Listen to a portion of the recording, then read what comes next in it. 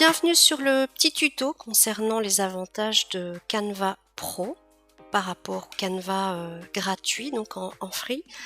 Le premier avantage concerne tout ce qui est identité visuelle. Donc en fonction de vos activités, si vous avez plusieurs activités, vous pouvez directement intégrer les couleurs de votre marque, de votre association ou de votre institut. Donc au niveau de l'identité, vous avez différents éléments tels que le logo. Donc ici, je peux venir ajouter un logo.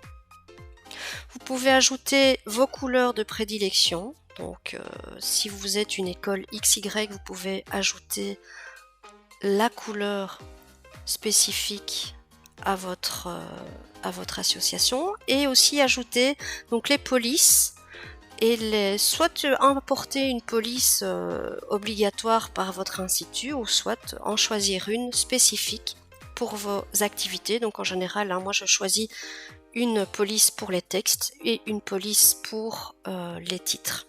Voilà. Donc quand vous créez des visuels, si par la suite je retourne sur... voilà, je vais créer un visuel, une publication Instagram par exemple. Voilà. Ici, le texte utilisé, je vais choisir directement mes polices à moi. Donc ici, importer une police. Voilà, je vais aller chercher ma police ou mes couleurs. Idem pour les couleurs. Vous avez ici, donc sur la gauche, vous voyez école XY. Vous avez la possibilité de changer les couleurs de votre texte en fonction des couleurs que vous avez intégrées. Deuxième avantage, la possibilité de redimensionner vos visuels. Donc, imaginons ici, j'ai créé une publication Instagram, je vais en faire une affiche ou une cover Facebook ou un flyer, ça c'est à votre convenance. Normalement, je dois recommencer le visuel de A à Z. Dans ce cas-ci, j'ai la possibilité de redimensionner et d'en faire par exemple une couverture Facebook. Dans ce cas, je clique simplement sur copier et redimensionner. Si vous cliquez sur redimensionner, évidemment, vous supprimez l'ancien visuel. Donc ici, je clique sur copier et redimensionner. Il me crée le même visuel directement sous le format propre à Facebook. À vous, dans ce cas-ci, de jouer avec vos divers éléments pour que celui-ci soit adapté. Évidemment, on ne met pas 3000 textes sur une cover Facebook, donc le texte, je le supprime. Mais je ne dois pas recommencer à venir importer chaque élément sur votre visuel. Troisième avantage, la possibilité de télécharger vos visuels sous différents formats. Ça va vous servir à quoi? À différentes choses. Ici, dans ce cas, j'ai un logo. J'ai créé un logo. Ici, c'est un exemple utilisé, donc je ne l'ai pas créé. Ici, vous avez un logo avec un fond coloré. Vous voulez utiliser ce logo pour l'ajouter sur, par exemple, un site internet avec un fond, avec une certaine matière. Donc, vous supprimez ici l'arrière-plan afin d'avoir un arrière-plan transparent. Donc ici, juste pour l'exercice, je vais mettre une couleur sur mon texte. Voilà. Si je télécharge ici ce logo, je clique sur arrière-plan transparent. Je le télécharge et il va me le télécharger sans arrière-plan. Voilà, je vais aller le voir pour vous le montrer. Voilà, il est ici. Vous voyez, ici je n'ai pas l'arrière-plan. Évidemment, il est blanc parce que mon fond ici est blanc. Mais si vous l'importez pour l'ajouter sur un site internet ou sur un autre support, vous ne verrez aucun cadre blanc. Vous avez aussi la possibilité de télécharger un visuel très lourd, mais de façon compressée, donc de façon très légère pour l'envoyer par exemple à votre responsable ou à vos collègues pour avoir leur avis ou leur approbation. Évidemment, si vous téléchargez une affiche qui est très lourde et vous l'envoyez par email, celle-ci ne passera pas. L'email va refuser l'envoi. Donc, ici je ne clique pas sur imprimer, mais bien ici sur la petite flèche télécharger. Donc ici vous avez le PDF en impression, à savoir la haute qualité, donc à ce moment-là à envoyer à votre imprimeur. Donc je vais le télécharger ici. en version réduite.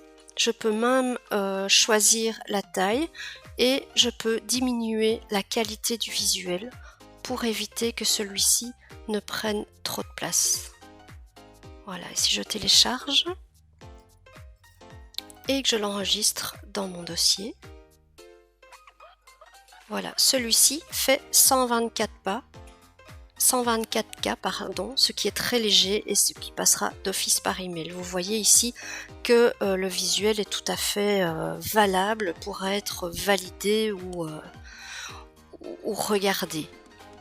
Avant-dernier avantage, la possibilité de créer des dossiers en vue d'être plus organisé et de gagner du temps. C'est pour ceux qui ont beaucoup de contenu et même pour les autres en général on a quand même la satisfaction d'être organisé. Donc ici vous voyez j'ai tous vos dossiers.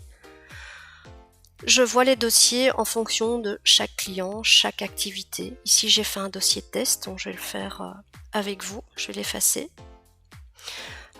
Créer un nouveau dossier, je vais l'appeler Test Canva Pro. Vous pouvez partager ce dossier avec les membres d'une équipe. Je pense que vous pouvez en avoir jusqu'à 5, il faudrait vérifier. Alors cette personne peut voir simplement votre créa, peut la modifier et la partager avec d'autres personnes. Voilà, je crée mon dossier. Le dossier est vide pour l'instant, donc vous devez manuellement classer vos créations dans les dossiers prévus. Si je vais sur Design, ici je vais sur les 3 petites flèches en haut à droite, je clique et je peux déplacer ce fichier dans le dossier Test Canva Pro que je viens de créer. Et dans ce cas, si je clique sur tous mes dossiers, mon affiche est bien classée. Enfin, un avantage dont on n'a pas parlé, c'est simplement la possibilité d'accéder à des contenus, on va dire premium, à savoir des visuels plus intéressants, plus jolis. On sait que souvent les visuels les plus intéressants sont payants. Donc ici, vous voyez, si je veux changer le visuel de ma photo, hein, je vais aller en choisir une ici, voilà. Je vais simplement, ce visuel est en version pro et non en version gratuite. Donc ici, si je vais choisir simplement les versions gratuites. Enfin, dernier avantage pour les fanats de story, de vidéos ou d'animation, vous avez la possibilité d'ajouter certaines musiques. Alors dans la version gratuite, vous avez une seule musique et dans la version pro, bien, vous avez différentes rubriques. Si je vais choisir le domaine du voyage ou un instrumental, ici voilà, hop, rebondissement, je clique évidemment sur... Voilà, et je peux ajouter la musique à ma création. Vous pouvez couper ou non, voilà. Voilà, c'est terminé pour ce petit tuto. N'hésitez pas à le commenter. J'espère qu'il vous aura apporté quelque chose et qu'il vous aura un peu facilité votre quotidien. Voilà, je vous souhaite une belle journée.